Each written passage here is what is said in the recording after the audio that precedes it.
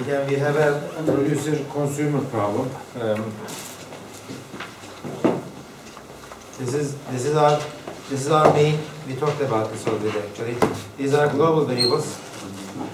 I have a mutex to access control the critical region, and I have two condition variables. Condition variables are for signaling and going for sleep. And in my main function, I make two threads, okay, and I initialize my mutex, and then I initialize my condition variables. I create two threads. This is how I create threads, okay. Then I wait for them to finish their jobs, and I destroy all of my temporary variables, okay. So let's look at the threads. This is the thread number 1, producer. It loops from 1 to this number, large number. So this is my critical region. Before entering the critical region, it tries to get the mutex lock. If it gets it, it gets it. Otherwise, it will go to sleep here. Okay. If it gets the critical region lock, it says that if I have a buffer available. If the number inside this integer buffer is not 0, then that means that producer put some number in it, but the consumer didn't consume it yet. So I have to wait. So this pthread condition variable waits on this condition variable. It wants this condition variable to be signaled, okay? It wants to receive a signal on this condition variable. While waiting on it, it says that I am holding this mutex, this lock. I can release it while I am waiting. If the buffer is 0, then it will assign a number to it, and it will signal the other. It will signal the other condition variable. That is the condition variable for the consumer. Okay, and I will unlock my critical regions. And the consumer does almost the same thing, only that it expects the buffer to be not 0 so that it can consume it. If it is 0, it has to wait until this condition occurs. Okay, this condition. See, this one sends a signal here, okay, and this one sends a signal. This one sends a signal there, and this one. No, I am not doing it correctly. This one sends a signal here.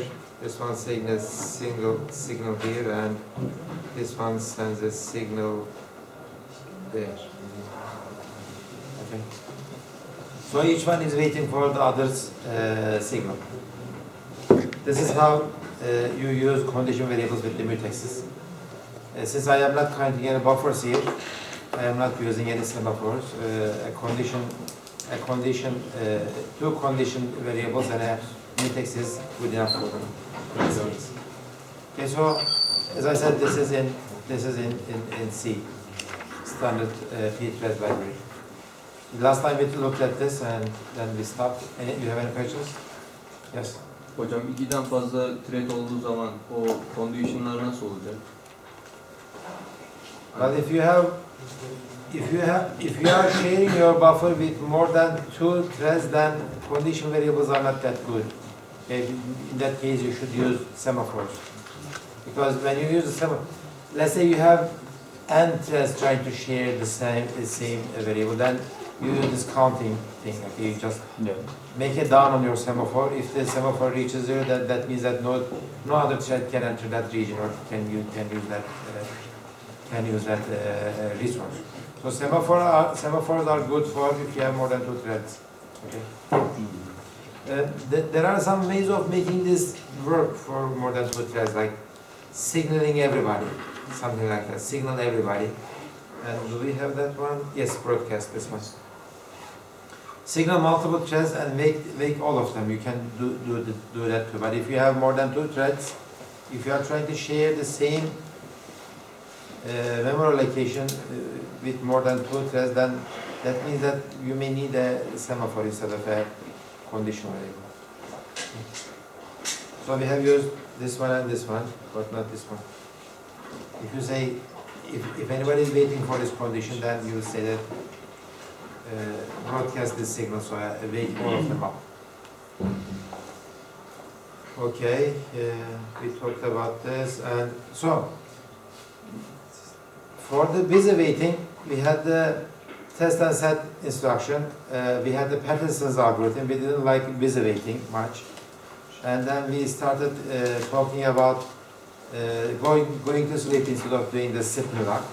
For the going to sleep, we have introduced semaphores, and we have a specialized version of semaphore mutexes, and then condition variables. These were the three things that we talked about that doesn't do spin lock, that doesn't waste CPU time. So, but that doesn't mean that these are perfect, okay? That doesn't mean that these are perfect, semaphore and mutexes. If using semaphore mutexes correctly is difficult. I mean, if you make a single mistake, for example, if you change the orders of these two, okay, if you change the orders of signaling and unlocking your mutex, you will have deadlocks. So you have to be very careful in writing code when you are using semaphores and mutexes. So people came up with ideas that makes it easier to use these kind of structures, synchronization structures. So they said that maybe we should be in something higher level construct. Maybe we should get directly help. Maybe we should get help directly from the programming languages. So they invented the structure of monitors. Okay. Monitors, they are available for most of the high-level programming languages, like Java. Okay. Java has these monitors. We will see one example. Java has it. C and C++, they don't have this mechanism, but C++ 11 has it. So C++ 11 has it. Most of the high-level programming languages support this synchronization or inter-process communication mechanism. It is like a class. It's like you are writing a class. In fact, you are writing a class. This is a specialized class. The only thing about this class is that only one thread can be executing the class methods at the same time. Okay, the class methods cannot be executed more than once at the same time. So it's an automatic way of synchronizing your threads and processes. Okay, so the language guarantees that no two threads will be in the same synchronized method or function. Okay, so they are language implementation of mutexes actually. Instead of doing this mutex thing, see, I am doing the mutex lock and mutex unlock all the time. Instead of doing this myself, the programming language automatically does the mutex when you start your function. It says that no two process can be in the same function, in that special function. So for that, the programming language directly has to support this feature. Okay. Again, they are used for mutual exclusion, achieving mutual exclusion, and you can use your condition variables. So with the condition variables, you have two primitives, wait and signal. You can wait on a condition variable. You can signal on a condition variable, like we did with the condition variables of pthread library. When a monitor procedure discovers it cannot continue, it does a wait on some condition variable, say full or empty. Okay. So it is exactly the same as a mechanism-wise. It's exactly the same as using mutexes and the condition variables, but you don't use any mutexes yourself. It is done by the programming language automatically. Okay, so let's look at one example. So this is a hypothetical language. You don't know this language, but it's like a class. Okay, you say that this is my monitor. Okay, and the monitor ends here.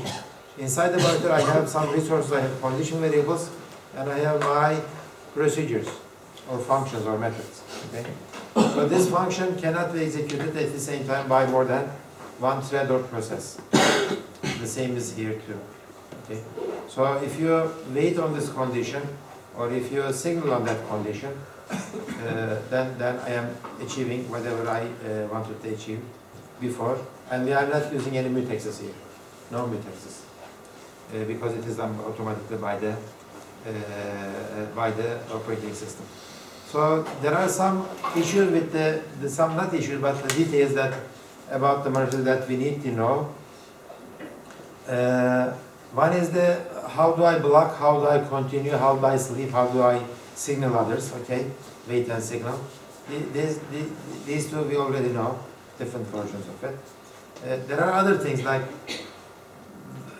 since I am saying that only one thread can be in this procedure at the same time. What happens if I send if I call this function wait here? Okay.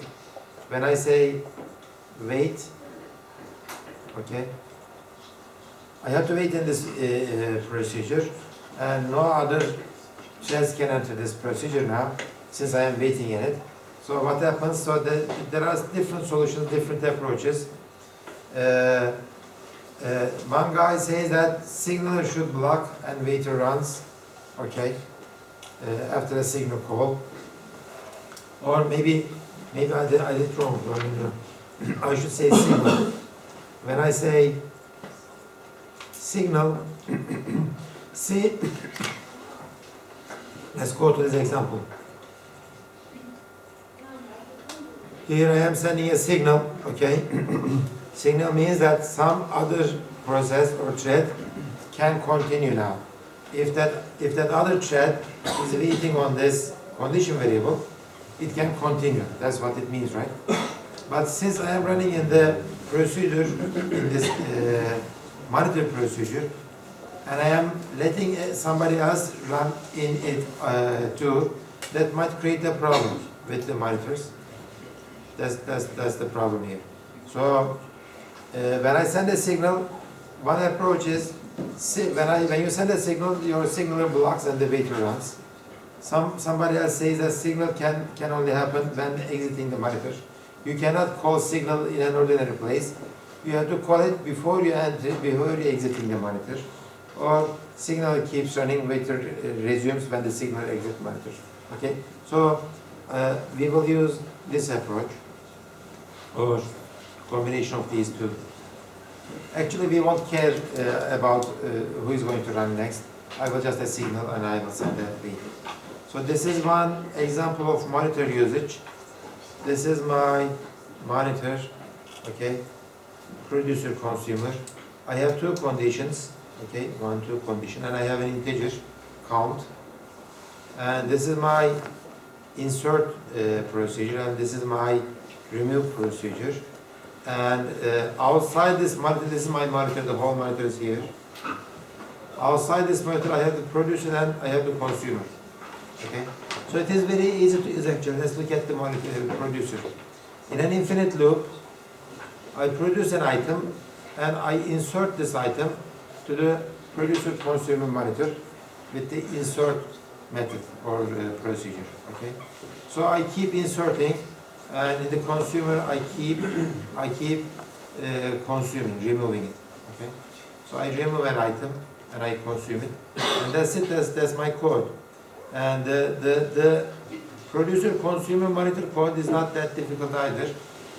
See, remember, these two cannot be run at the same time by two threads. They are mutually exclusive procedures.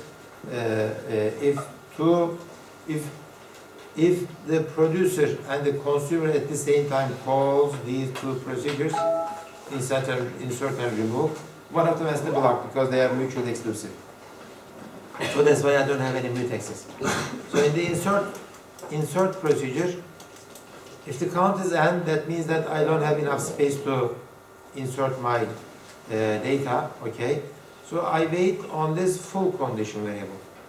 Somebody has to send me a signal so that I can continue. So I would block here, okay? If count is not n, then I would insert my item. I would increment the count by 1. If the count is 1, then I send a signal. What does this mean? We wrote this line actually before. What does this line do? We wrote this several times. What is the function of this line?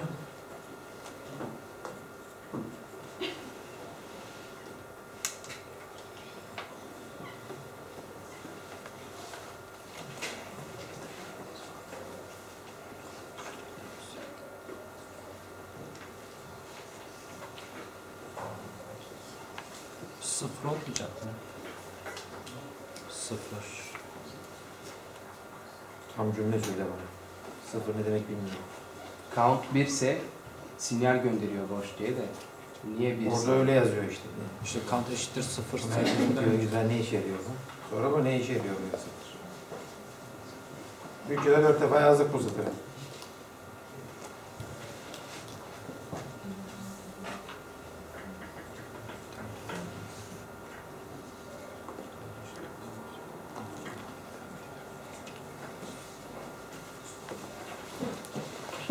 Pazartesi değil mi sınav? Sınavda ne soracak sizce hoca?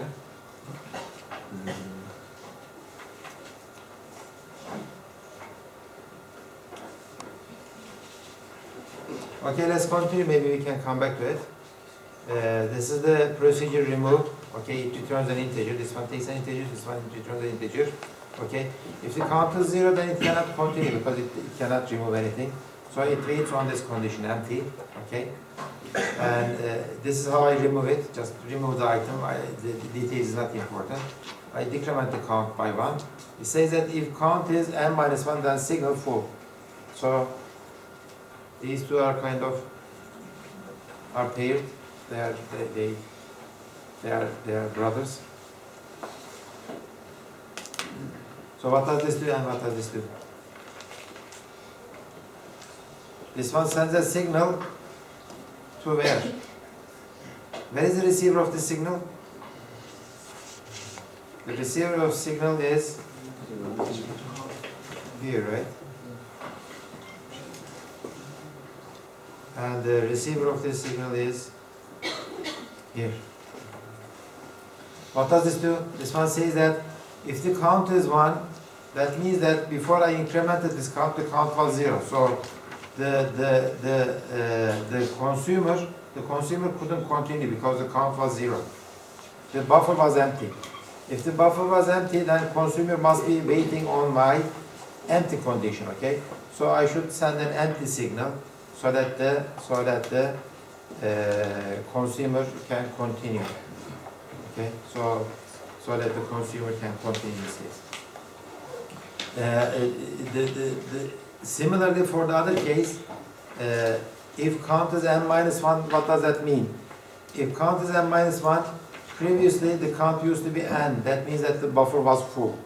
So if the buffer was full, then that means that the producer must be waiting so that the buffer is available, because the producer cannot continue while the buffer is full. Okay, while the buffer is full. So we did exactly the same thing before actually. This is no different than what I showed you last time. See, this is yes. Well, in this case, this is not looking at the buffer full or empty thing, but for the semaphore example that I showed you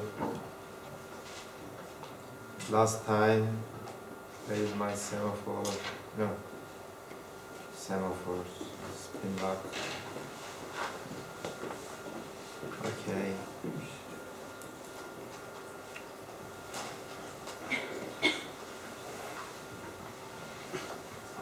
Hiçbir yerde kontrol etmedik hocam.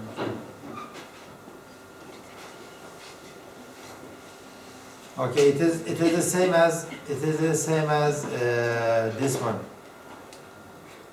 What does down empty do? It decrements the value. Semaphores have two operations, up and down, right? What does down do? Down decrements the semaphore. Okay.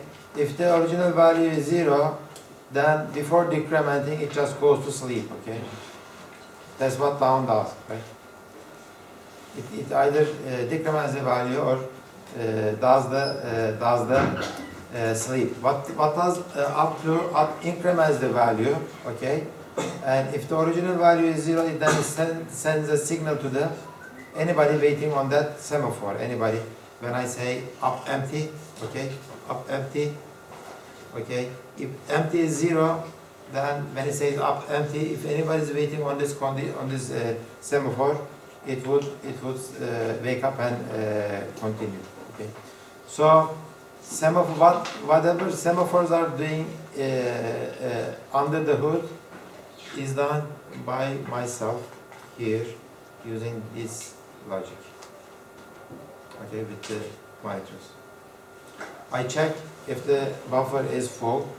If the buffer is full, okay, if the original the buffer, as a consumer, if the buffer is full, when I consume something, that means that the producer can now continue producing again. If the buffer is full, all n of them are full, there is no empty slot, then the producer cannot continue. That's what it does. And this is the same thing as if the count is 1. What does that mean? If the count is 1, then previously the count used to be 0. That means that the consumer must be waiting on this condition variable. So I have two condition variables, empty and full, like I did with the semaphore example. But in this case, since these are not semaphores, I am not going to the sleep and waking up automatically by up and down operations, but with the condition variables that I set here. Okay. So as I said, the monitors are special classes, and the procedures of these classes can only be executed by a single thread, by at most a single thread at the same time. There is automatic mutual exclusion with the thread execution of these procedures or functions. Okay. By the way, this is a procedure, this is a function. You know the difference. You know the difference between the procedure and the function? Yes, you do. Okay. As I said, monitors are directly supported by different programming languages. As I said, Java has it, and C++ 11 has it now. Let's look at the example of a monitor with a Java implementation. In fact, let me go to the book.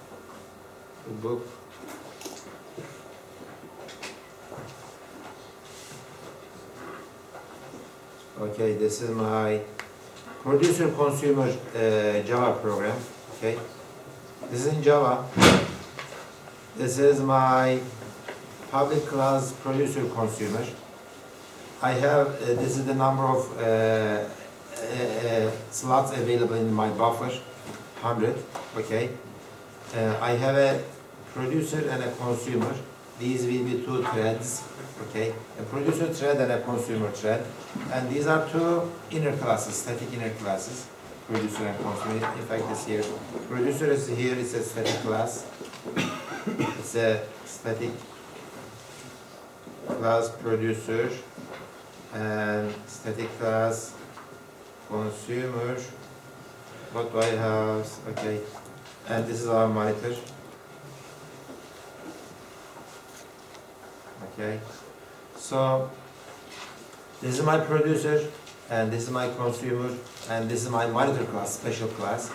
The functions or the methods of that monitor class will be mutually exclusive, and I will show you how to do that.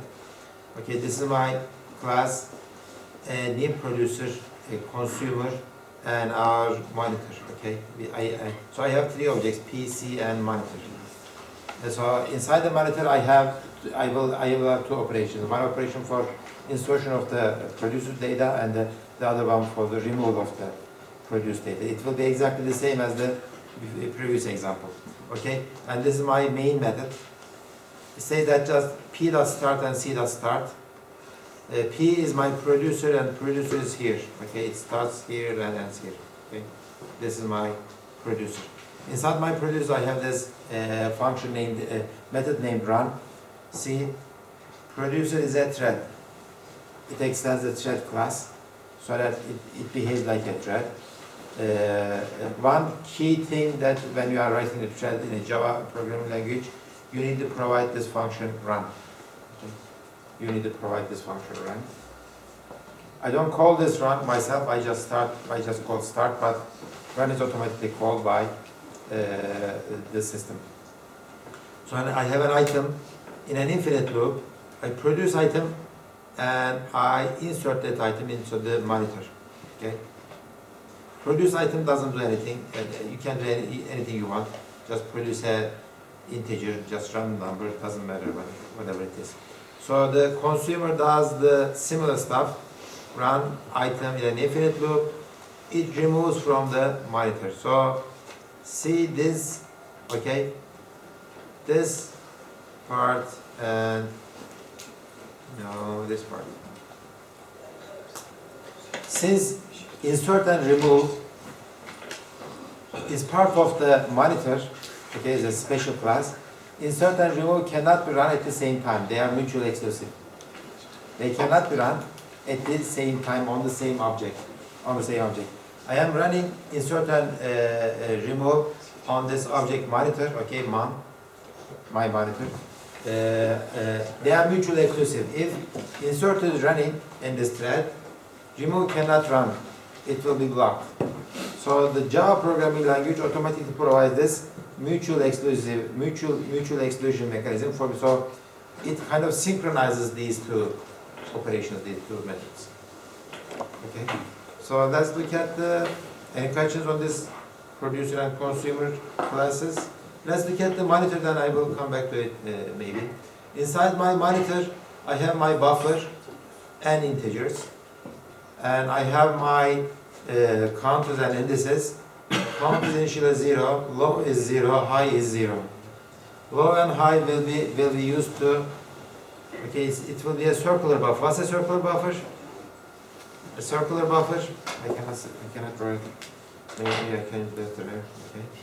Circular buffer is something like this. It's an array and sıfıra gelince, sonuna gelince sıfıra çıkıyor tekrar. okay, so my bottom would be, start would be here, end would be here, right? Start and end. But when I insert more items, end will be here. Okay, when I insert one more item, end will be here. Right? So the empty part would be, so these areas will be full. These are all full. Okay. And this is F2. And this is empty. So it's a circular buffer. I have n elements. These n elements can be kept inside this circular buffer. You know this from your data structure classes. So I will use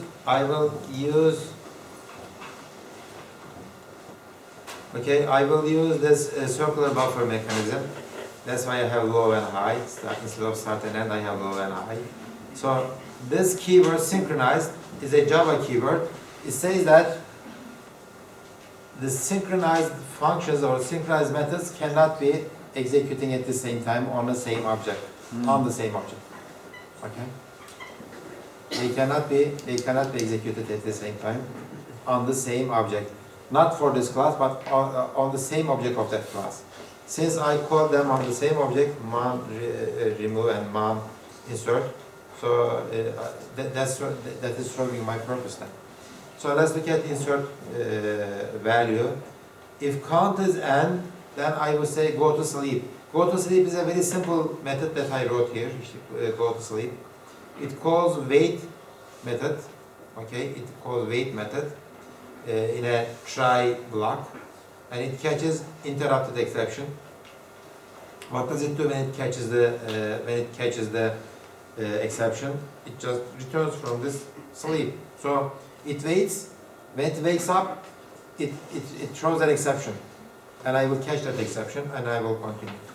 That's how we wait and wake up in Java. Okay. Whose function is wait? Where does wait come from? I didn't write wait.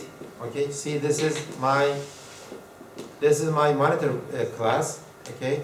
I didn't extend this class from some base class, but I am calling this method named wait.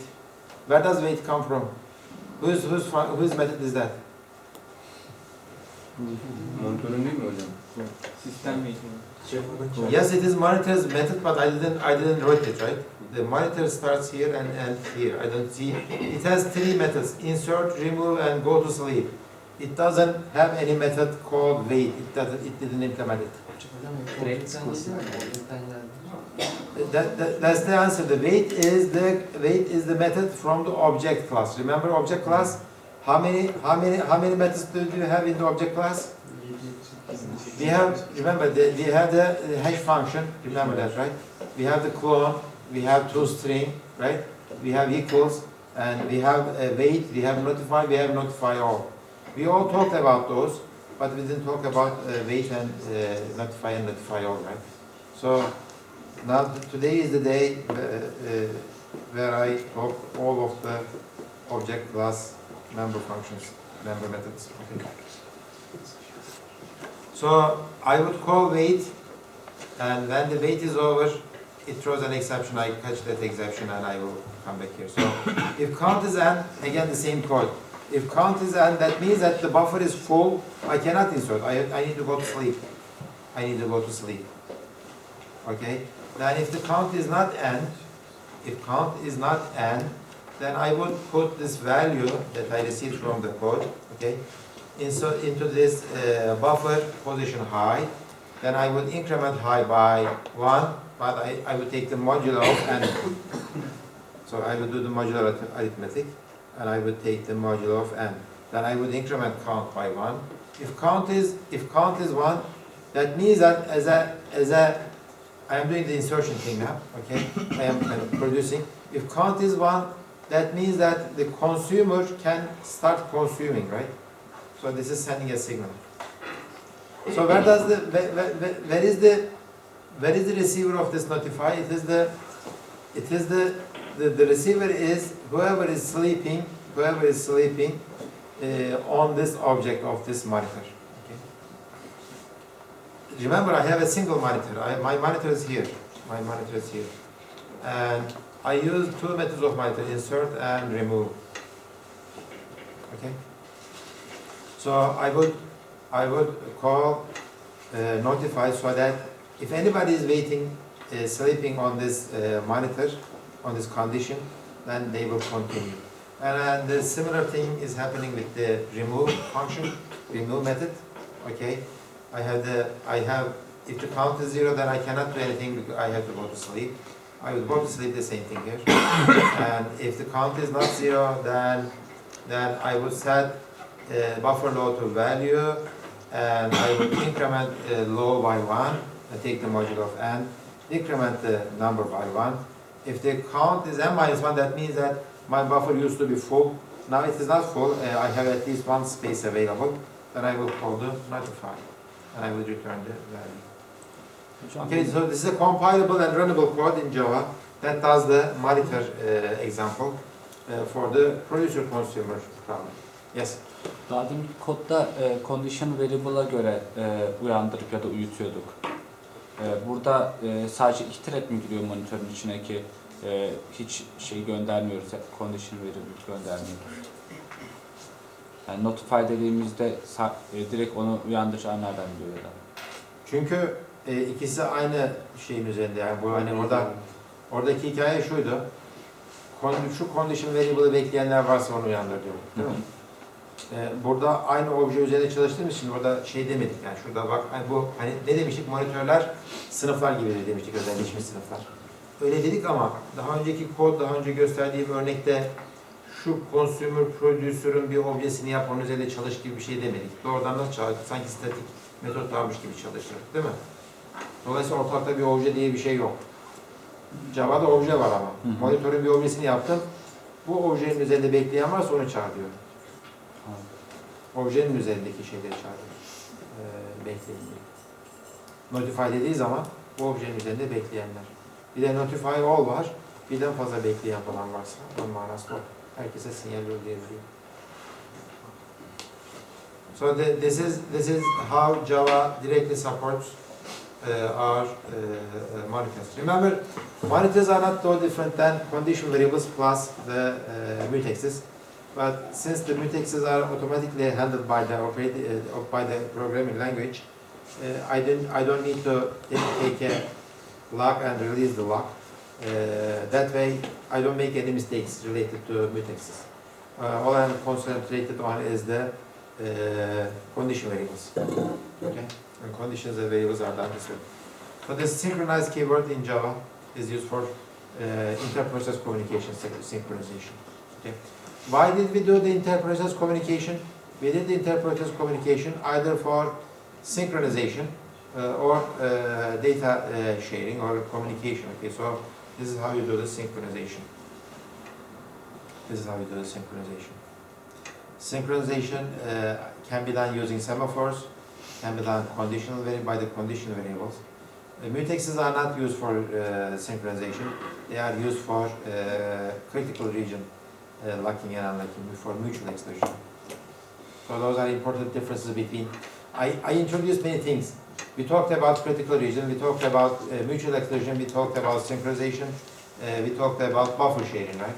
And for each of those, I can develop several different algorithms, different methods, and each one has advantages, disadvantages, and it might depend on the programming language too.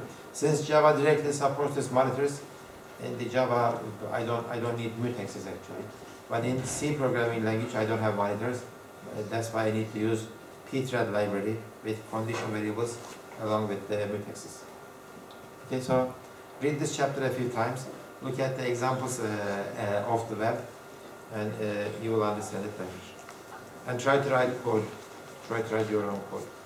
So this is the same as the book code. Okay.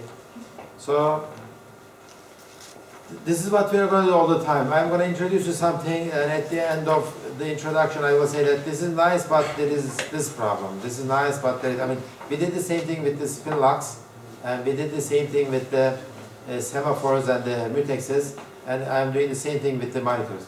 Monitors are nice, but they are only available in a few programming languages, although it is that number of programming languages growing.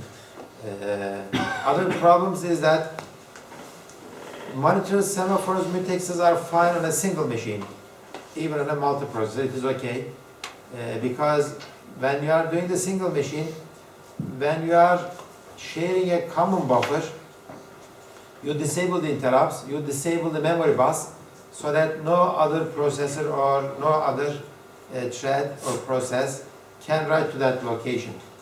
What if my system is distributed on a local area network? In a local area network, I cannot do TSL instructions because CPUs are on different machines. Right? I cannot disable the interrupts of the other machine because it is on a different hardware. I am not fast enough to go there and disable and come back, and I don't have enough authorization to do that either. Or I cannot lock the memory bus so that nobody can write on the same memory position. So if I am on a distributed system and I want to do the inter-process communication between two machines on a local area network, then I am in trouble if I am using monitors or the semaphores or that kind of stuff. Okay, so they developed this technique called message passing. So Unix directly supports this one. You send messages from one host to another host, from one machine to another machine, and you receive messages. Okay, this is my destination and this is my message. From the receive, this is my source and this is my message that I'm going to receive. If I cannot send my message, I would block. I would wait until the sending is available. Why I cannot send a message? I may not send it because there might not be enough space. There may not be enough space on the buffers. I may not receive anything. I might be blocked because the source may not have anything to send to me. So in that case, I would block. Receiver blocks if there is no data available. Sender blocks if the receiver's buffers are full. Okay. So these are the two things that might block me. Otherwise, everything continues as before, like the producer-consumer problem. There are many issues with sending and receiving messages. Like, you may lose your data on the network because networks are not that reliable. That's why when you receive a package, you send an acknowledgement back, and acknowledgement says that, okay, I received your buffer. If the acknowledgement is lost, then you wouldn't know that the receiver received the message. You send it again, so you are sending the multiple copies of the same message over and over again. That becomes problematic, but we will not go into these kind of details because these are all networking problems, and we are not doing networking, we are doing operating systems. So without networks, I cannot do a message passing, but networks has some details that I will not cover. Okay, so this is one example of message passing. I will use two functions, send and receive. These are operating system calls. Okay, this is my producer. An item and a message. Okay, message is a special kind of buffer. In an infinite loop, I produce my item. Okay, I receive an empty buffer, and I put my item into this buffer. I send it back. This is how it works. Okay, you don't send it directly. You receive an empty buffer first. Okay, without getting an empty buffer, I don't send my data to the consumer. Why? We will see why in a few minutes. And this is my producer. Let's look at the consumer. Consumer does this. Let's see the example. Read it. So this part is almost the same as the producer. How about that line? From 0 to n, I send n empty buffers first as a consumer. Okay, as a consumer, I send n empty buffers. Okay, and then I will start running my infinite loop. I will say that, okay, receive a buffer and extract the item from this buffer and send this empty buffer back to the producer. Okay, you understand the logic here? At the beginning, I am sending n empty buffer. That's why there are only n buffers available between this consumer and producer. Okay? If I don't do this, if I start directly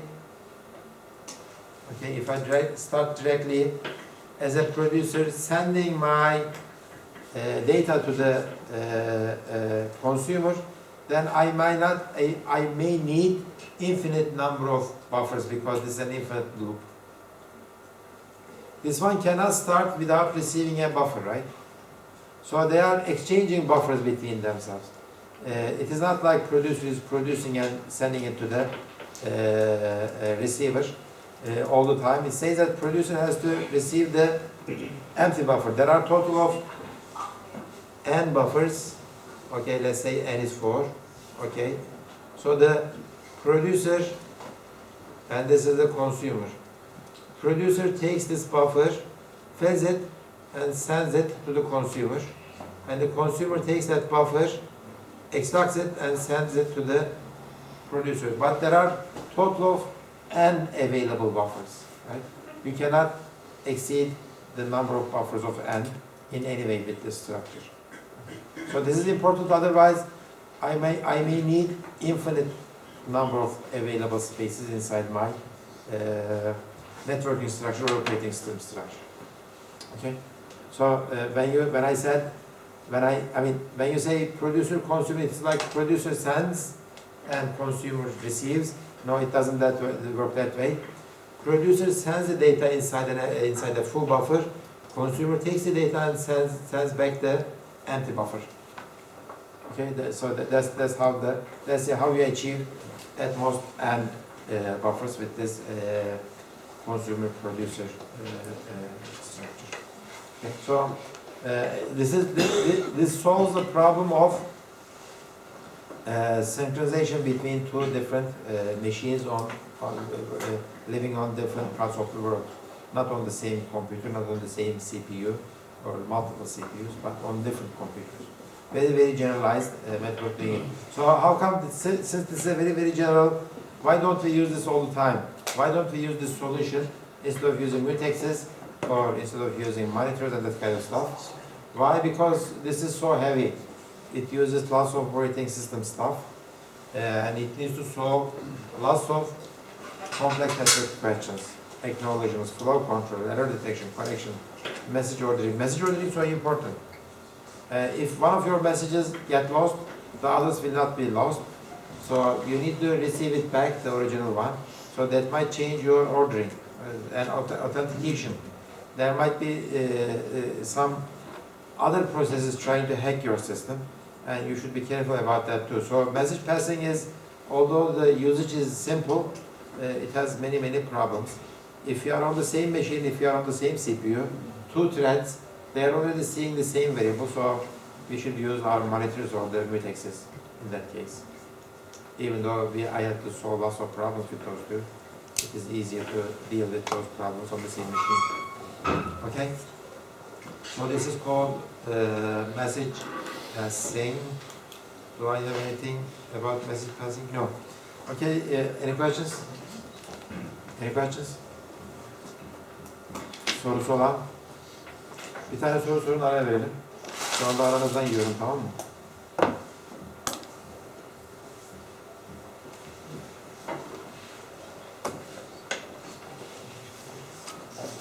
Buna bakmayın, bunlara bakın.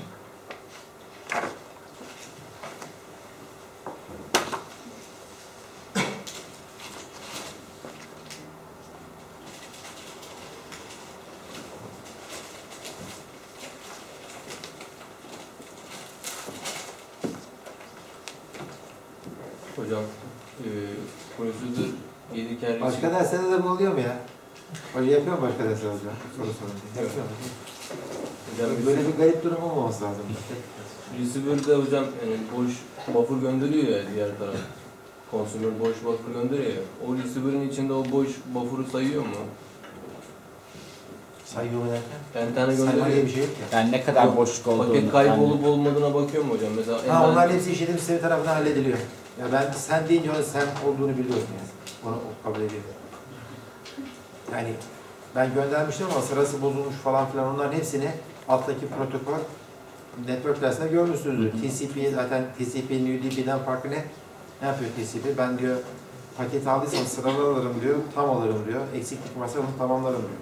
Üst katmandaki hiçbir zaman onu sorgulamıyor. Sen bunu doğru yaptın acaba falan. Sen receiver öyle çalışıyor. Yani hiçbir zaman burada arkadaşın sorduğu bu eli ben kontrol edecek miyim? Ya oradan bazıları yoksa, ya azaldıysa, ya arttıysa falan. Öyle bir şey olamaz yok. Paket kaybolması diye bir şey yok. Eğer kaybolduysa alttaki sistem onu benim için toparlayıp üst tarafa reliable bir şekilde verecek. Diğer türlü her türlü proses network şeyinin, dünyasının tüm zorluklarını kendi başına çözmek zorunda kalır. Öyle bir şüphelerim varsa. Tamam, 10 dakika ara verelim öyleyse.